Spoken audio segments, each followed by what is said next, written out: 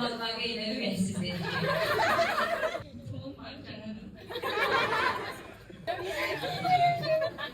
Sen ona arva dedi razısan. Kimi yok razıyam diye. Ayten kızın olsun ne az ne çok düz. 9 oğul anası. Yok kız da lazım. Kız da.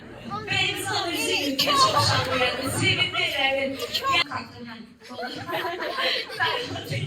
Hicri Ayten'den. Benim kediyi dayanana ben onu yola getirdim. Ayten'den gelmişsem. Neyse yine tartışmasam. Yine geldi galiba. Sen aşağıda uşak mı? Halası değil. Aaa.